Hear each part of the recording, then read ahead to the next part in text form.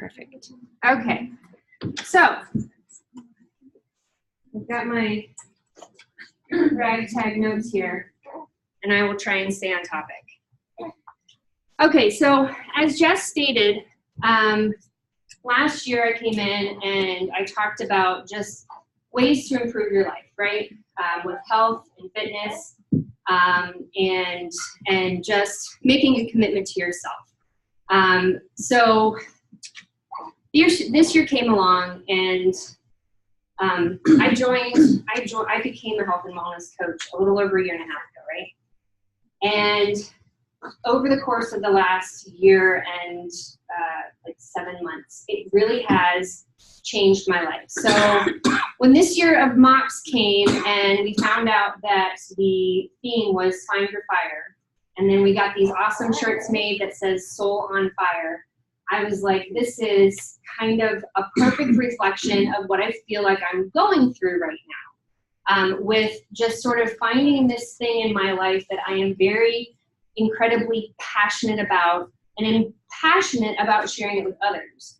And so I wanted to sort of, I've sort of over the last year been transitioning as I read more personal development, as I watch more mentors speak, as I am having people speak into my life, I have started to transition into bringing more of that into my coaching. It's not for me now just about getting people to get on a fitness routine and eat better. It's not just about that. It's about sort of a whole package of mind, body, and spirit transformation. So when they asked me to speak again this year, I'm like, yes. And then I'm like, God, please help me. Because I'm like, I want to go in and do what I was asked here to do, right? To speak about, improving your life with fitness and nutrition. But I also want to do what I have started doing, which is speaking into your life on a whole nother level. So bear with me as I keep going back to this. Okay, so I'm going to start with my personal story. So my personal story is about 6 to 8 months before I became pregnant with Caden. Caden is the only one that I actually bore and gave birth to. I have a daughter, a stepdaughter, but she's 22 years old, and I certainly didn't have any part in creating her life.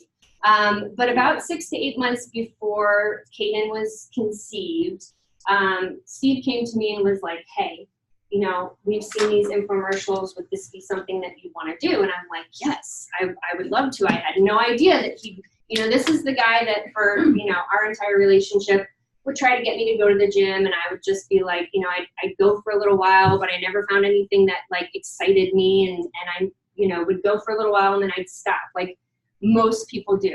Go for about a month, stop for about 11 months, go for another month, stop for another 11 months.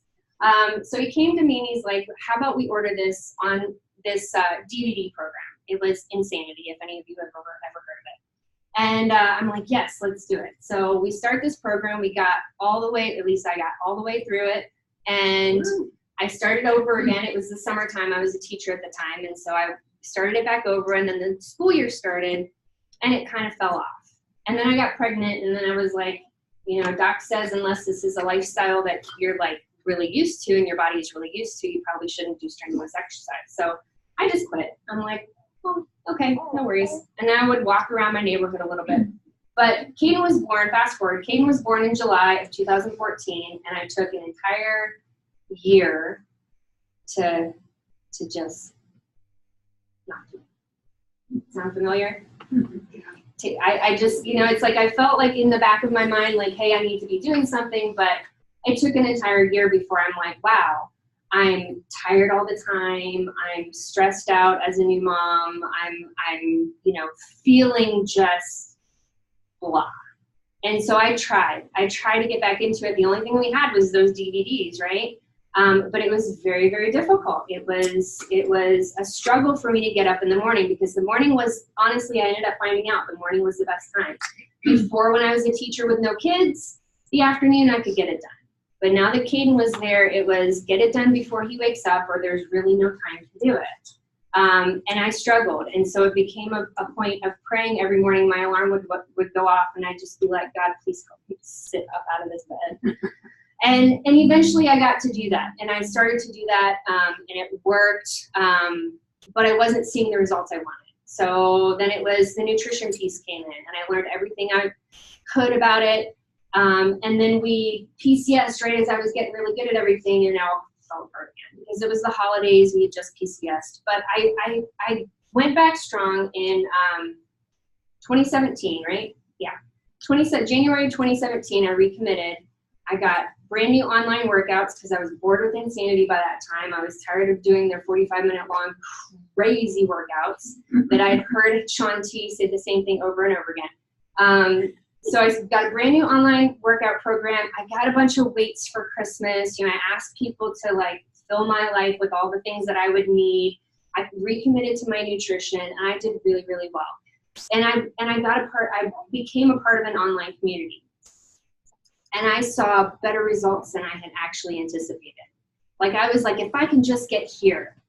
And then I went to there, and I was like mind blown. How could I have struggled with this for so long, and finally I just put in the hard work of doing the things that it's not even a secret. Like you can find all of the answers online, but I just needed to commit to it, and I needed to be surrounded by people who were also committing to it. And it was mind blown. And at that point I was like, other things were going on in life. It was sort of like, Steve could retire at any time. He's definitely been in the Army long enough. What happens when he retires? I might need to go back to work. I don't want to go back to work. The idea of going back and teaching, although it was exactly where God wanted me to be at that time, the idea now was like, I don't feel any passion for that. I don't want to do that. I can't go back to, doing some of the other jobs that I used to do in retail. I couldn't go back to those things. I needed to look forward. And the only thing that gave me passion at that moment was like, oh my gosh, I just put in the work of doing the things that were right and got the results better than I was expecting. And people need to know how to do this. I want to share this with people. So enter in God, enter in his divine wisdom, and putting people in the right places at the right time for you to discover things. And my coach came and posted on social media something about making money, getting people on their health and fitness journey. And I was like, I want to share it anyway. I can make money doing this? Like, what? That's crazy. But anyways, I contacted her. And so this introvert that would have never discovered a way to do this on my own, okay? I can speak in front of a crowd. I was a teacher for 2 years. This is like normal. But like actually reaching out to one person and trying to have a conversation or putting myself out there on social media was insane. Like I was like, that is not me. And yet here was the solution to what I felt like I wanted to do. I want to share this with people. Oh, you can become a coach. And then it's sort of like, then I'm surrounding myself with people that are going to teach me how to do this. Okay. So that's sort of my story. Well, that gets me part of the way. Okay. So what happened is I went from, I'm missing part of it. Forgive me. What happened is that although I found the results in health and fitness, when my coach came along and said, hey, this is a career option, you can actually do this as a career and build a business. I was in a place, I had achieved amazing success in health and fitness, and yet I was still in a place, this was supposed to be in January when I started. This was supposed to be that thing that gave me all the energy I needed to be a mom, gave me all the patience I needed to mother Caden, gave me, all of the, self-confidence to approach life differently. And I got to May when I signed up, and I didn't have any of that. I honestly didn't have any of that. I had lost 20 pounds, but I didn't have any of those other things that I thought were going to come with just working on myself. And so this business opportunity has given me some other things, which I will touch on later, including a community of women who are going through, I mean, just like MOPS is this community of women who are going through the same thing that we're going through, I found a community of women coaching that are going through the same. Most of them are mothers. A lot of them are military spouses. I feel like, you know, I'm so blessed because I get to be a part of this community, and I also get to be a part of this other community where I learn and I see and I know that I'm not alone, but I'm also being poured into on a whole nother level. So that's sort of my story and how coaching has changed my life. So what I want to do right now, okay, because I found a passion in health and fitness coaching. Probably, you know, of course, as I said, God sort of puts all the pieces together. I know my teaching background has definitely helped with that. I know all of the little bits and pieces, all of the talents that He instilled in me as, you know, as a newborn baby that I've just grown up with and that He's developing into skills right now. All of that plays a part in my passion. And all of you are going to be passionate about something else. So this is where I want to sort of deviate from the health and fitness talk for a moment. And I just want to talk to you on a soul on fire level, on a find your fire level. So that's where we're going to start with your notebook paper.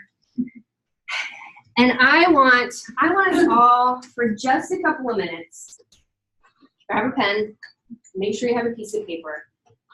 I want you to think about all the things and you know, from literally as far back as you can remember all the way up to present day.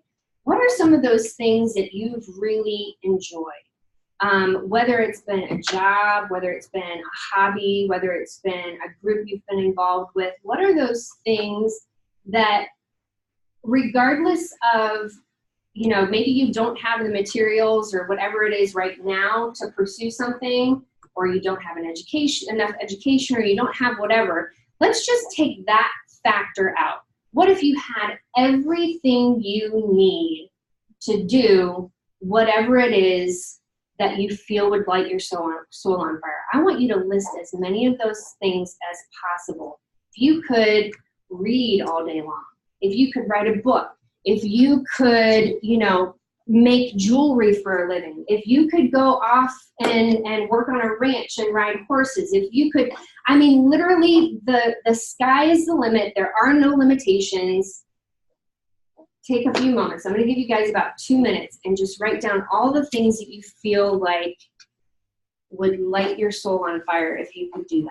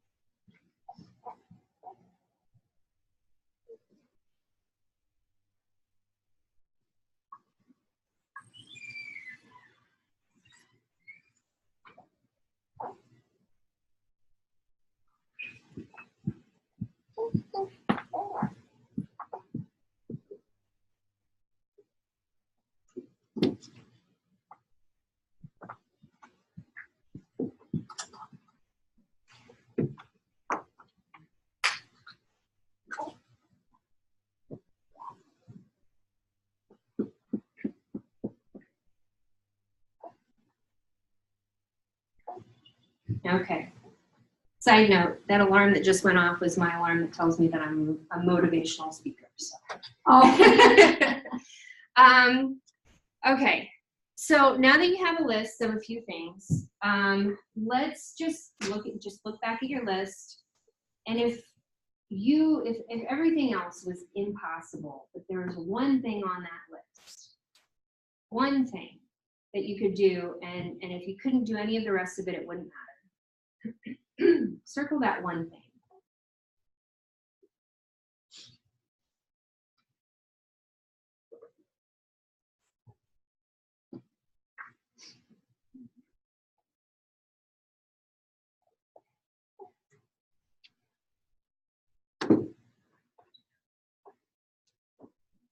Okay, so now you have an idea of what really lights your soul on fire. And what the purpose of this is because what we focus on expands. So you're going through the daily struggle of life. You're going through the daily things that you do.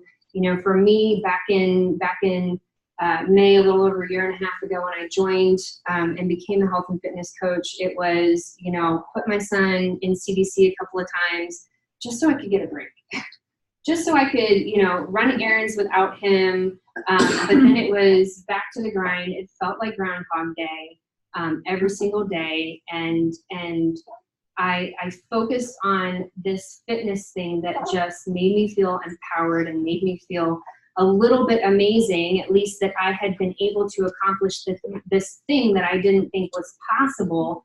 And then I started to think, you know, what would really make me happy is if I could share this with people. I love being a mother. I loved it. It did feel like Groundhog Day. Don't fault me for that. But I loved doing that. But I felt like, you know, if I could just, I've found this passion. And if I could share that with people, that would be a game changer. Okay, so now you have this thing to focus on. And when I focused on, if I could just share this with people, if I could get over all of my insecurities and just get out online and start talking about my transformation, then maybe I would, you know, maybe I would just like wake up with like a fire in my eyes in the morning, beyond just being a mother. And so when I started to think that, the opportunity showed up. So you write down your passions, those things that if you had no limitations, you could do this, then you might start seeing things the way that God will lead you towards becoming who he really wants you to be. So now I'm going to go back a little bit. So when I joined to be a coach, they told us these are the 4 things that you need to do, or that you should be doing as a coach to be a successful coach, right? And they call them something different.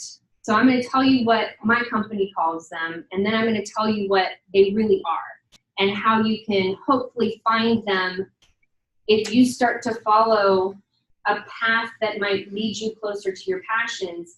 How if you include those 4 things, that it would be amazing. So the 4 things that they call them are be a product of the product, okay? So I have to work on myself first.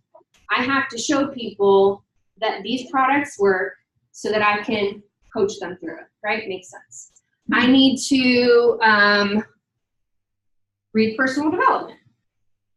I need to fill my cup with mentors. And while I don't have access necessarily to people to mentor me, I read books by people who have gone through the trenches and risen up and become better at whatever craft or skill or life, you know, that they have, and I can learn from them.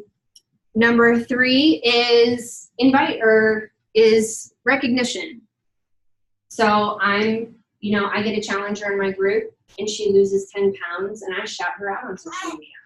I get some sort of, you know, amazing thing happen to me and I shout that out. I have a fellow coach that has something amazing happen to them and I shout that out. Basically, it's spreading positivity and showing people amazing things that normal people can do.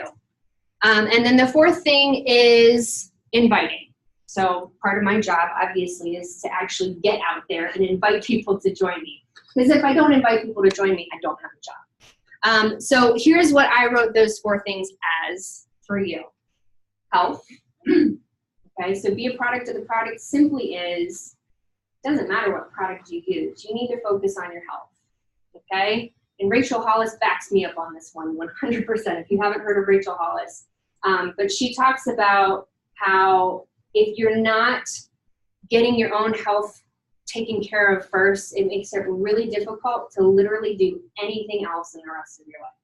So if you can just focus on your health for 30 minutes a day, you are that much more prepared for everything else that you've got going on in your day. Personal development, I wrote down as mental growth. Okay? So whatever passion you pursue, you need to pursue some sort of mental growth. Okay? So whether it's taking a class, going to some, or listening to a podcast, going to some sort of, weekend retreat, reading a book, or listening to an Audible book, or whatever it is, that you need to seek out those ways that you can grow both in skill and just in spirit, in mental fortitude, in basically all the ways inside your brain. Work on your health, your physical health, but then work on your mental health as well. Number 3, which I wrote down as, or which I told you was recognizing people, is really just celebrating people. It's really just celebrating people. And I guarantee you that no matter whether it has to do with your passion or not, that there's people in your life that post or that have just life events that happen that are exciting and fantastic, and you can go out and shout them out on social media, or you can comment on their posts and give them a huge congratulations. Do you know what this does? Again, what we focus on expands. So what you're focusing on is you're focusing on positive things that are happening around you. And the more you train your brain to look for those positive things and then act on them, post about them, or comment on their posts, or whatever it is, the more you train your brain to look for those positives, the more you start to see them around you. And the more you start to see that filter into your life. So you'll start seeing all the positive things in your life that are happening. You'll start to look at things not as negatives, but as stepping stones to the next positive that you know that God is bringing into your life. So celebrate others. And number 4, I have as inviting for my job, but I consider it just helping others. Find a way through your passion to help others, okay? I didn't anticipate this to become a ministry for me, but that's sort of what it has. For those of you who follow me online, I don't know, would you say that I'm ministering to people? I hope you would, because that's sort of the goal. I get up in the morning and I pray to God first, and I say, fill me with your Holy Spirit and let your words come through me. Because, it doesn't mean anything if I can grow my business if I'm not growing it with God. But my whole point is to help people. And so my business has transitioned from, hey, look at this workout that I'm doing, hey, come join me, to, guys, this is the stuff I'm doing. And I'm going to tell everyone in the world that this is what I'm doing. I still want you to join me because I'd love to have that one-on-one contact with people and coach them through an actual fitness journey. But what I'm getting from my personal development, I know you might not be reading it. And so I'm going to shout it out to the world through my posts on Facebook. I'm going to help as many people as possible, even if they never actually message me and say, Carrie, I want to join you. Even if I don't know that they're watching, because there's a bunch of people that I don't know are watching because they've never actually tried to reach out to me or even liked a post. But I know that they see it. You know how I know that they see it? Because God makes sure that the people who need it are the people who see it.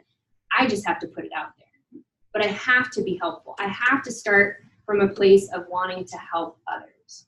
So find a way to get those 4 things in whatever it is that you wrote down for your passion, as you start to search for ways to get to that passion. And I guarantee you it's gonna be amazing. It's gonna make you even more passionate about what you're already passionate about. Okay. So still before we get to the fitness and health aspect of my speech. Okay. This is something that I literally, it seems like all of the things that I have read, listened to, had people speak about, that has been put in front of me has really been tackling my issue of self-worth.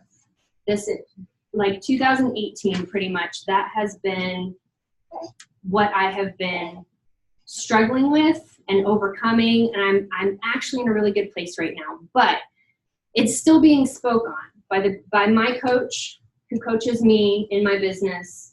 He actually just recently spoke about this for a New Year's, building our business thing, setting your goals for the new year and all that good stuff. And he had us go through this exercise. So again, you're going to need a piece of paper, whether it's the bottom of that piece of paper or a new piece of paper. This one's going to be a little difficult. So imagine you want to follow your passion. You really want it. And now you're being put on trial, okay? You're the defendant. Why should you get to follow your passions? Why should you have success in this? Why do you deserve to have this, okay? And the prosecution is this what I'm going to call mean girl, okay? It's your inner mean girl.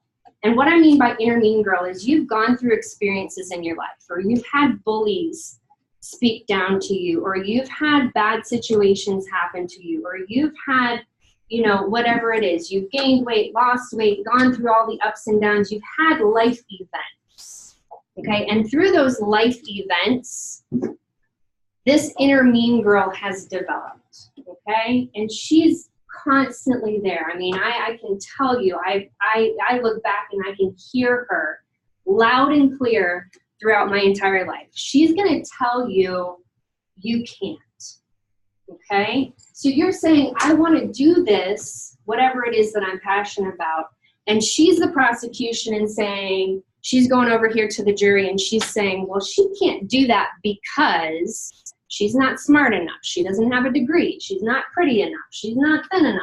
She doesn't have the supplies. She couldn't possibly, because there's no way she could ever make the money to do that sort of thing. Whatever it is, there's reasons that mean girl is telling you and telling the jury in your life that you can't. So I want you right now to write down, what is she saying to you of why you can't do this? Write down those things that she's saying.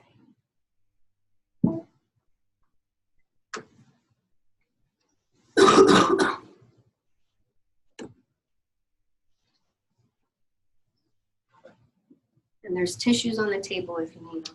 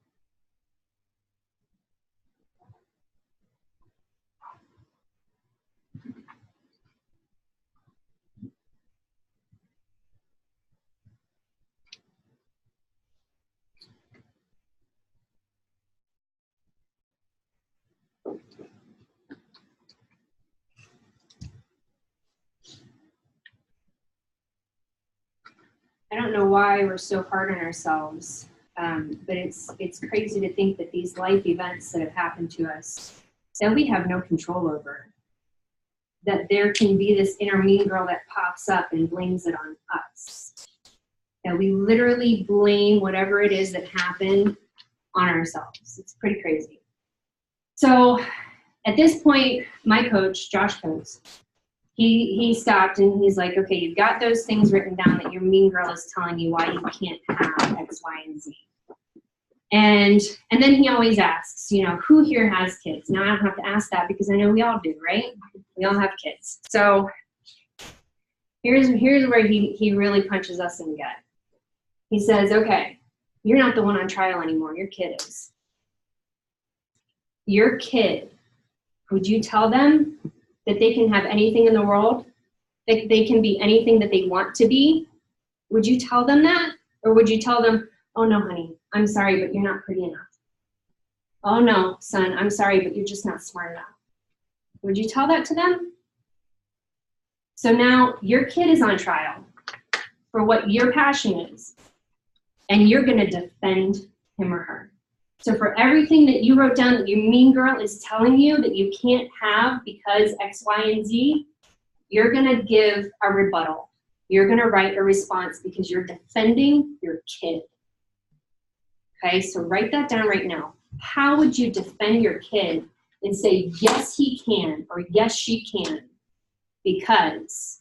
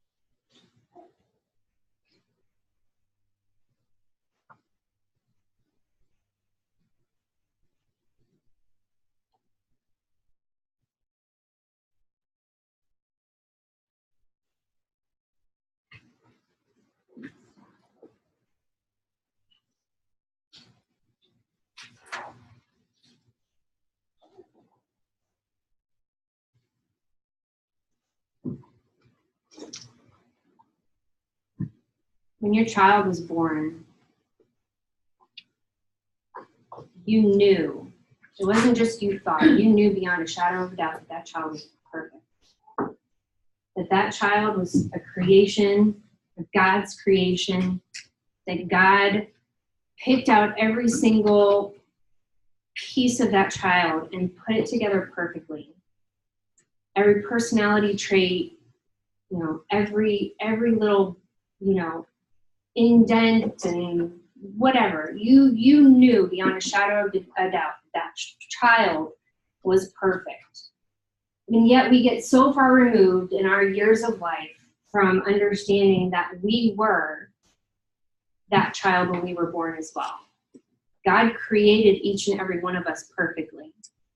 And we can't believe that our child deserves it, and our friend deserves it, that our aunt deserves it, that, the lady down the street deserves it, and we don't. If we believe we don't deserve it, then how can we possibly believe anybody else does? So if we believe that anybody else deserves the life that they were meant to live, that God wants for them, all the blessings that he wants to pour out on them, then how can we not believe it for ourselves? We have to reconnect with the fact that we have been made perfectly by God for a purpose. And he just wants to get us there. He wants to fill us with his passion, and he wants to pour out his blessings on us. And it doesn't mean that there's not going to be bumps along the way, that there's not going to be tough times. That's where he strengthens us, obviously. But he still wants the most amazing things for us. And we need to re-embrace the fact that we are just as deserving as everybody else to follow the path that's meant for us. Okay? Real quick, I want to do a meditation. Okay? And this is an abundance meditation. It's a meditation that I found back in the summertime, and I do it. I was doing it every day for a while, and now it's sort of like every once in a while I get to do it. It's about 15 minutes long. What we're going to do is just kind of push your chair back a little bit from the table so that you have a place to sort of lay your hands down, palms up on your thighs, and you're going to close your eyes, and we're going to just listen. Okay, it's beautiful music, and then of course I have just a weakness for English Australian accents, so we're just going to listen to these wonderful words coming out of this woman's mouth, and just picture all of the things, especially when, as she starts to talk about releasing the stress and anxiety from all the different parts of your body, and then as she talks about letting in this wonderful golden light, which I think of as the Holy Spirit. Every time I do it, I'm just like, yes, Holy Spirit, just enter into me. And then just as she starts to have us picture the different things, just do that with your eyes closed, and hopefully, my hope is that you'll feel amazing at the end of this meditation. So.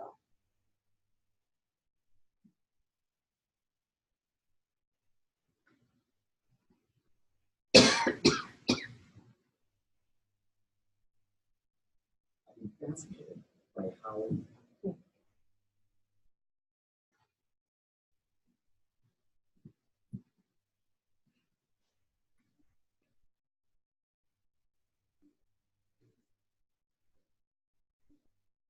abundance is creative energy manifested. The creative energy of the universe flows to you and through you. It has no form, and you have the ability to give it form. Anything you can imagine in your mind, you can manifest in your reality.